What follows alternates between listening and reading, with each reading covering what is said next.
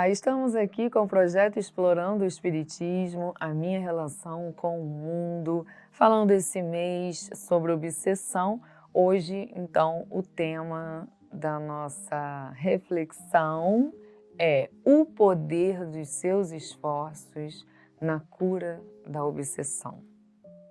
O poder dos seus esforços, porque como nós estamos compreendendo, né, que a obsessão se dá através de um vínculo, né, que um espírito acaba construindo com a gente por uma sintonia de pensamentos e de ideias. Bom, se eu abrir essa porta, eu agora preciso fechar, né? Então, eu preciso canalizar esforços para mudar o meu quadro fluídico, mudar a minha frequência, né, de energia, frequência vibracional, de modo que a minha frequência, à medida que vai se elevando, também vai proporcionando ao obsessor um convite à cura dele. E aí, de duas, uma. Ou ele se sente tocado e acaba cedendo à ajuda espiritual, buscando o socorro do alto, e aí ele encerra essa perseguição comigo. Ou ele se sente tão desconfortável com essa elevação vibracional que ele acaba então desistindo de me perseguir, porque eu acabo influenciando mais, né, do que sendo influenciado. Então vamos entender isso na prática, como é que é, né? Quando a gente está vivendo o nosso dia a dia, então, e a gente vem explorando isso nas semanas anteriores, aquilo que eu penso me conecta, me sintoniza com uma frequência. Então, se eu tenho pensamentos negativos, né, pessimistas, pensamentos de raiva, de tristeza e tudo mais, eu acabo então manipulando as energias ao meu redor, vou movimentando os fluidos que estão ao meu redor e vou criando uma atmosfera fluídica tensa, né? E eu vou reduzindo então esse grau vibracional, né? Então eu começo a descer a minha frequência. E aí a gente explorou um pouquinho que quando eu me sintonizo com uma frequência, nessa frequência estão vários espíritos também nela. Então, quando eu chego nessa frequência, eu acabo potencializando esses pensamentos, porque eu vou encontrar outros pensamentos similares. E foi assim que o obsessor se aproximou de mim, né? E nós falamos, é utópico, é ingênuo acharmos que vamos conseguir viver no mundo sem ter esses pensamentos. Porque nós estamos aqui porque temos os nossos equívocos ainda morais, né? Então, a raiva é um sentimento natural da minha idade moral, a tristeza, né? E aí é natural dentro dos meus padrões comportamentais, do modo como eu aprendi a viver, dos conceitos que eu tenho sobre a vida, que eu busque em meus pensamentos soluções compatíveis aos meus sentimentos. Ou seja, se eu estou com raiva, é natural que eu comece a elaborar no meu pensamento ideias que representem a minha raiva, entende? Então, eu me imagino gritando com você ou dirigindo palavras que vão te ferir, né? Que vão expressar a minha dor, portanto, eu vou expressar a dor te ferindo, te causando dor, né? Nos meus pensamentos. Então eu vou começar a ter ideias assim, de vingança, e às vezes eu nem tenho consciência de que a minha ideia é uma vingança. O que eu quero é aplicar a minha justiça sobre você, né? Quer dizer, você me fez mal. Então eu quero que você se arrependa, né? E aí eu começo a ter pensamentos, tomara que essa pessoa viva isso, viva aquilo, aconteça tal coisa para ela aprender, né? Então, eu não estou servindo, eu não estou amando, eu não estou tendo uma caridade, eu não estou perdoando. Então, esses pensamentos de baixa frequência me sintonizam com essa vibração, né? Então, se eu quero vencer essa relação obsessiva, eu preciso modificar a fonte das minhas energias vibracionais. E onde está a fonte? No pensamento. Então, eu tenho que buscar recursos. Recursos que promovam novas ideias na minha mente, para que eu comece a substituir a dor pela cura. E aí é importante a gente vigiar. Porque o que eu estou dizendo é que precisamos curar a dor e não fingir que ela não existe. Então, a gente não pode misturar o entendimento da cura com a hipocrisia, né? Eu quero me livrar desse processo obsessivo, eu quero me livrar dessa vibração baixa que eu tô, esse pessimismo, então agora eu só vou pensar coisa boa. Eu amo essa pessoa, eu não tô chateada com essa pessoa. Bom, se você está chateada com essa pessoa e disser que não está chateada com essa pessoa, você não vai curar o motivo que te chateia, entende? Porque você quer acreditar que você não está chateado, então você vai deixar passar. Mas esse sentimento ainda está ali. O que vai acontecer? Amanhã você vai estar com uma outra pessoa que vai te causar a mesma coisa, ok? Um colega de trabalho, um familiar, um amigo, um relacionamento afetivo, não importa. Outra pessoa vai te causar a mesma chateação. Aí você, eu não quero entrar num processo obsessivo. Não, eu adoro essa pessoa. Aí amanhã você está com outra pessoa que vai te causar essa chateação e você vai passar a vida tendo essa chateação, porque você não pegou essa chateação para curar o que causa essa chateação. Então, por isso que a gente precisa buscar novas ideias que curem. Aí eu vou reconhecer, estou chateada. E aí eu vou tentando entender, por que eu fico chateada? Por que isso me chateia? O que isso fala de mim? E aí eu vou buscando novas ideias, literaturas, né, que me ensinem sobre essa complexidade que eu sou, humana, né, psíquica, emocional. Eu vou tentando compreender na minha história onde eu aprendi a ficar chateado com isso. Eu vou analisando como as pessoas se comportam diante desse tipo de situação, pessoas que me inspiram, pessoas que eu admiro, que eu acho que lidam com maturidade.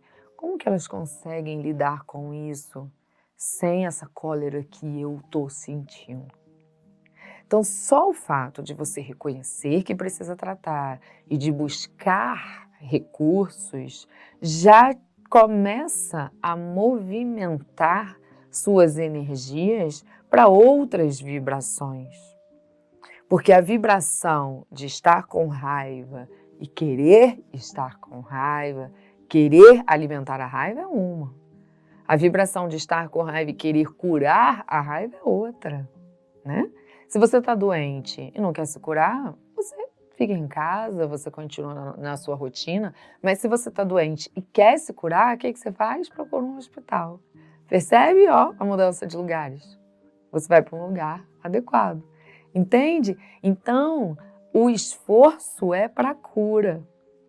Por isso que você precisa buscar recursos que te ajudem a inserir novas ideias na sua mente.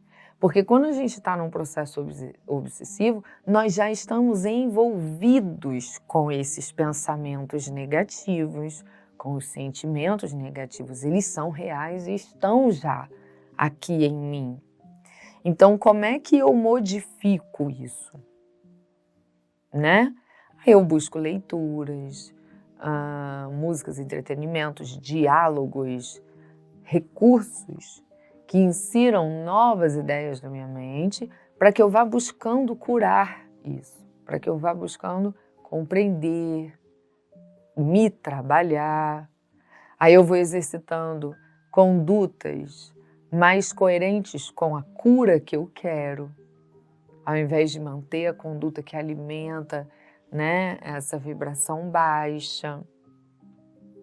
E aí, naturalmente, e gradualmente, ok? Essa vibração vai se modificando, a nossa atmosfera fluídica vai ficando mais coerente com essa mudança de conduta e de pensamento, e aí a gente vai elevando, elevando, elevando. Por isso que é o benefício do seu esforço. Não é possível fazer isso da noite para o dia. Não é, porque quando eu entro num processo obsessivo, eu já estou há muito tempo alimentando esses pensamentos e sentimentos, entende?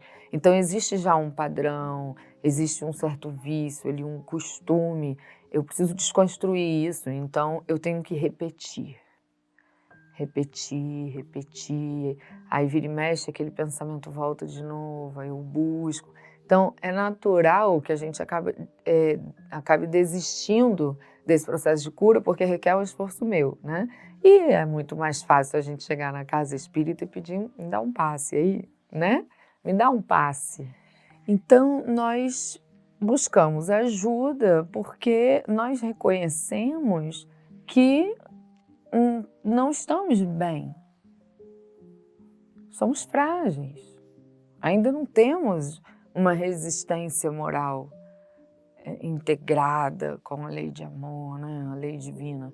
Então, bom, eu preciso de ajuda. Busquemos ajuda. A nossa casa, a casa que nos assiste, busquemos o passe. Só que o trabalho de libertação dessa obsessão é um processo de desconstrução do que te vincula a isso e construção de uma nova atmosfera fluídica. Então é um trabalho continuado, ok? Se você vai no centro espírita, aí você recebe o passe. O que é o passe? A gente já até explorou isso aqui também em outros episódios. É a dissipação dos fluidos de baixa frequência, dos seus centros de força. É isso que o médium faz em você. Ele dissipa essas energias de baixa vibração, abrindo espaço nos seus centros de força para novas energias. Então há uma renovação fluídica. Aí ele doa fluidos de alta frequência, ok? Por isso que os médiuns, para serem médiuns, precisam estudar, para se prepararem para isso, para não fazerem bobagem. Pois bem, então, quando ele vem trazer um novo fluxo fluídico aos seus centros de força, ele está te ajudando. Aí você sai da sala com um pouco menos de fluidos de baixa vibração e um pouco mais de fluidos de alta vibração. Você vai viver sua vida. Se você volta aos pensamentos pessimistas, a conduta que alimenta toda a raiva que você tem, ou o sentimento de dor, de pessimismo, o que você vai fazer? Você vai movimentar os fluidos em sua volta, baixando a vibração da sua atmosfera fluídica, entende? Então, normalmente, quando nós passamos pelo atendimento fraterno nas casas espíritas pedindo ajuda, o atendente costuma nos orientar nesse sentido. Olha, o trabalho depende também de você. Não é só um passe, né? Então, é muito importante a gente se comprometer. Porque realmente é mais fácil a gente querer processos mágicos. Fulano, reza para mim. Outro, vem aqui em casa, dá uma abençoada aqui no meu lar. Me dá uma água fluidificada aí. Me dá um passe. Percebe? Eu estou terceirizando essa responsabilidade. Resolvam. Sendo que eu que construí essa relação obsessiva com o outro. Através das minhas ideias, dos meus desejos, das minhas ações. Então, de novo, a ajuda é bem-vinda e necessária. Porque como eu estou envolvida com a baixa vibração, é difícil eu conseguir promover sozinha a higienização desses fluidos, porque eu estou movida por fluidos de baixa vibração. Então a ajuda externa é muito importante, porque eles vêm renovar essa vibração. As ideias edificantes também são importantes, porque através da leitura edificante, da escuta edificante, de um diálogo maduro com alguém, né, elevado, através disso, eu vou fazendo uma renovação das minhas ideias. Eu trago novas ideias edificantes e vou dissipando as ideias pessimistas. Então é um conjunto de recursos que vão favorecendo, mas a fonte disso tudo está em mim. Numa educação dos meus pensamentos, numa educação de conduta. Reforma íntima. Por isso o obsessor é um grande aliado nosso no final das contas, porque a perturbação que esse processo nos gera é que nos impulsiona um amadurecimento. E aí, quando eu estou me trabalhando com essas novas ideias, eu começo a influenciar ele também. E ele começa também a ser tocado por essas novas ideias. Ele também começa a conhecer uma nova forma de lidar, uma forma mais adequada.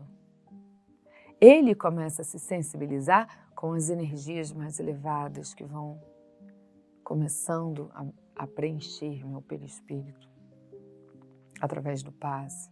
No próprio passe, né, os espíritos convidam esse irmão a ser tratado também.